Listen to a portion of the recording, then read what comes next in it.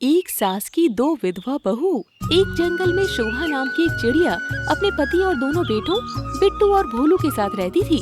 शोभा चिड़िया बहुत ही समझदार और सीधी सादी थी। शोभा अपने दोनों बेटों बिट्टू और भोलू से बहुत प्यार करती थी। एक दिन शोभा चिड़िया अपने पति से कहती है, सुनिए जी, हमारे फलों और सब्जियों का व्यापार तो खूब तरक्की कर रहा है। भगवान की दया से हमारे घर में किसी भी बात की कमी नहीं है। अब बस मेरी एक आखिरी इच्छा बची है। मैं चाहती हूँ कि समय रहते वो भी पूरी हो जाए तो मैं सुकून से परलोक चली जाऊँ। अरे भाग्यवान, ये क्या सुबह सुबह मरने मारने की बातें लेकर बैठ गई। हमारे पास कोई कमी थोड़ी ना है। तुम बस एक बार बोल कर देखो, मैं तुम्हारी हर इच्छा पूरी करने में सक्षम हूँ। कैसी बातें करते हैं जी, दुनिया में हर सुख रुपयों से नहीं खरीदा जा सकता है। मैं तो अपने बेटों के लिए सुंदर बहुएं लाने की बात कर रही थी, ताकि मैं अपने पोते पोतियों का मुंह देख सकूं और ये घर परिवार की जिम्मेदारी उन्हें सौंप सकूं। अच्छा, तो तुम अब बिट्टू और भोलू के लिए बहू लाना चाहती हो।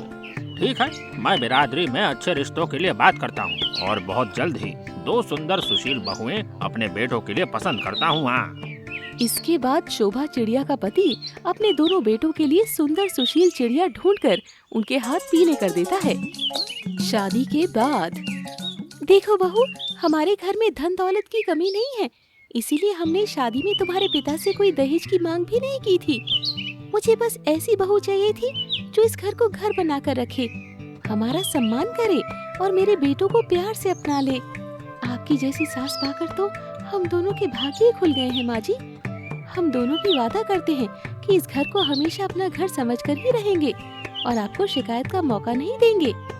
दोनों बहुओं के मुंह से ऐसी बात सुनकर शोभा चिड़िया बहुत खुश हो जाती है और बारी बारी से अपने बहुओं की नजर उतारती है। शादी के बाद दोनों बहुएं घर का सारा कामकाज संभाल लेती है और शोभा चिड़िया की भी खूब सेवा करती है। कुछ दिन बीतने के बाद, अरे जल्दी चलिए शोभा बहन, आज तो बहुत बड़ी अनहोनी हो गई। क्या हुआ राजू भाई, बताओ तो सही, आखिर बात क्या है?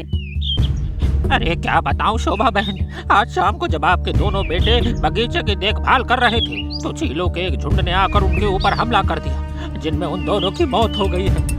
हम सभी ने उन्हें बचाने की बहुत कोशिश की, लेकिन उससे पहले ही उन चीलों ने आपके दोनों बेटे बिट्टू और भोलू को घायल कर दिया था। हे भगवान, ये क्या हो गया? अभी तो मैंने पोते पोतियों का मुंह भी नहीं देखा था, उससे पहले मेरे दोनों बेटों को मुझसे छीन लिया। मैं अपनी नई नवेली बहुओं को क्या जवाब दूंगी? उन बेचारियों की तो दुनिया ही उजड़ गई है। शोभा के रोने की आवाज सुनकर उनकी दोनों बहुएं और पति भी बाहर आ जाते हैं। क्या बात है माँ जी, आप ऐसे क्यों रो रही हैं? इसके बाद शोभा दोनों बहुओं को अपने बेटों की मौत की दुखद खबर सुनाती है, जिससे पूरे घर में मातम छा जाता है। कितने ही दिनों तक परिवार में चूल्हा तक नहीं जलता है, लेकिन फिर धीरे धीरे सभी सामान्य होने लगता है। जिन बहुओं को मैं रानी बनाकर लाई थी, आज वो दोनों सफेद कपड़े लपेटे मेरे सामने आती है तो मेरा दिल दुखता है। पता नहीं भगवान ने मुझे किस जन्म की सजा दी है। नहीं नहीं माँ जी, आप तो हमारी माँ हैं। आपने तो हमेशा हमारा अच्छा ही सोचा था। ये आपकी नहीं, जरूर हमारे ही किसी कर्मों का फल है जो हम दोनों के साथ ऐसा हुआ।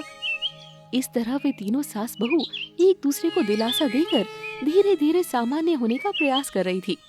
एक दिन शोभा की बहन रज्जो उसके घर आती है। राम राम शोभा बहन, बड़ी मुश्किल से साहस करके तुम्हारे घर अपने बेटे के शादी का कार्ड देने आई हूँ। जरूर आना बहन, घर से बाहर निकलोगी तभी अपना दुख भूल पाओगी। और हाँ, अपनी दोनों बहुओं को भी जरूर लेकर आना। खूब बधाई हो रज्जो। हाँ हाँ, क्यों नहीं, हम तीनों जरूर आएंगे, तुम फिक्र ना करना।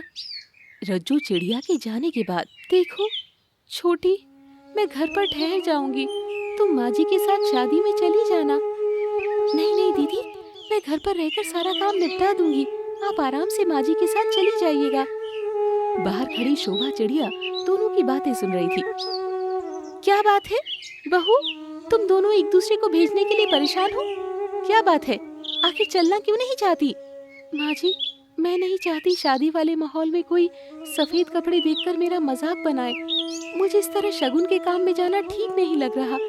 और पक्षियों की आदत तो आप जानती ही हो, वे मुझे पति की मौत को लेकर ताने देंगे तो मुझसे बर्दाश्त नहीं होगा। बड़ी बहू की बात सुनकर छोटी बहू भी उसकी बात का समर्थन करने लगती है। दोनों बहुओं की बात सुनकर शोभा चिड़िया को बहुत दुख पहुंचता है और वो वहां से उठकर चली जाती है। कुछ देर बाद, बड़ी बहू, छोटी बहू, जरा इधर तो आना। शोभा चिड़िया की आवाज सुनकर दोनों बहुएं दौड़ी चली आती हैं। ये लो बहू, ये देखो मैं तुम दोनों के लिए क्या लेकर आई हूँ। आज तुम दोनों को यही कपड़े पहनकर शादी में चलना है, और हाँ, आज मेरी बात से तुम दोनों इनकार नहीं करोगी। दोनों बहुएं जल्दी जल्दी पैकेट खोलकर देखती है। ये क्या है माँ जी? ये तो रंगीन कपड़े हैं। हम दोनों तो विधवा हैं, हम ये कपड़े कैसे पहन सकते हैं? नहीं नहीं माँ जी, अगर हम लोग ऐसे कपड़े पहनकर शादी में जाएंगे तो पूरे जंगल में हम चर्चा का विषय बन जाएंगे। जंगल की सभी मादा पक्षी हमें ताना देंगी। हम ऐसा नहीं कर सकते। देखो बेटा, जब मैं तुम दोनों को अपने घर की बहू बनाकर लाई थी तो मैंने वादा किया था कि मैं तुम दोनों की खुशी का हमेशा ध्यान रखूंगी। लेकिन ईश्वर ने तुमसे तुम्हारे जीवन की सबसे बड़ी खुशी छीन ली। उस पर तो मेरा कोई बस नहीं है, लेकिन कम से कम मैं तुम्हारे जीवन में रंग भर के तुम्हारे दुख कुछ तो कम कर ही सकती हूँ। आज से तुम दोनों ये बेरंग कपड़े नहीं पहनोगी, हमेशा रंगीन कपड़े ही पहनोगी। आज से तुम मेरी बहू नहीं, बेटी बनकर इस घर में रहोगी। बोलो, मंजूर है? शोभा चिड़िया की बात सुनकर दोनों बहुएं अपनी माँ को गले से लगा लेती हैं। शोभा चिड़िया भी अपने बेटों का गम भूलकर दोनों बेटियों की माँ बनकर सज धज कर शादी में पहुँच जाती है, और फिर वे खुशी खुशी जीवन व्यतीत करने लगते हैं। चिड़िया का झूला। सावन का महीना था। जंगल के सभी पेड़ पौधे नहा धोकर साफ सुथरे होकर खुशी से लहरा रहे थे। जंगल की सूखी धरती ने जी भरकर वर्षा का जल पिया। सभी पशु पक्षी मौसम की पहली बारिश का आनंद उठा रहे थे, पर टूनी चिड़िया को तो मानो कुछ परवाह ही नहीं थी। वो अपने पेड़ की एक डाल पर रस्सी फंसाने में व्यस्त थी। ये देखकर कुहू कोयल उसके पास आई। अरे टूनी, तुम ये क्या कर रही हो? देखो, मौसम की पहली फुहार पड़ रही है। जंगल कितना सुंदर लग रहा है। हाँ हाँ, देख रही हूँ। और इस सावन के मौसम को और भी खूबसूरत बनाने के लिए ही मैं झूला डाल रही हूँ। जब बारिश के मौसम में मैं अपने झूले पर झूलते हुए वर्षा गीत गाऊंगी तो कितना मजा आएगा। अरे वाह, ये तो वाकई बहुत ही अच्छा आइडिया है। मैं भी अपने लिए एक झूला बनाने जा रही हूँ। अरे, इस झूले पर एक साथ दो लोग झूल सकते हैं, तो तुम भी इसी पर मेरे साथ झूला झूल लेना। अब चलो, वो पटरा लाकर दो ताकि मैं उसे रस्सी में फंसा सकूं। हाँ, ये तो और भी अच्छा आइडिया है। अब ये झूला हम दोनों का है, तो हम दोनों मिलकर इसे बनाते हैं। कुहू पास ही पड़ा पटरा लेकर आ गई और दोनों ने मिलकर उसे रस्सी से अच्छी तरह बांध दिया। दूर कैरी कौवी भी उन्हें ये सब करते हुए देख रही थी। वो उड़कर उनके पास आई।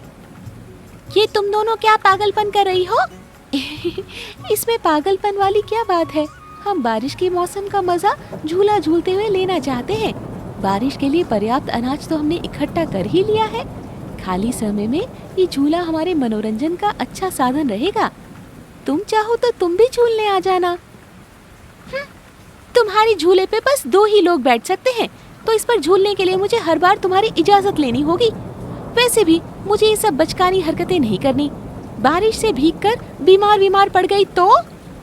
कैरी कभी अकड़कर वहां से उड़ गई और दूर से देखने लगी।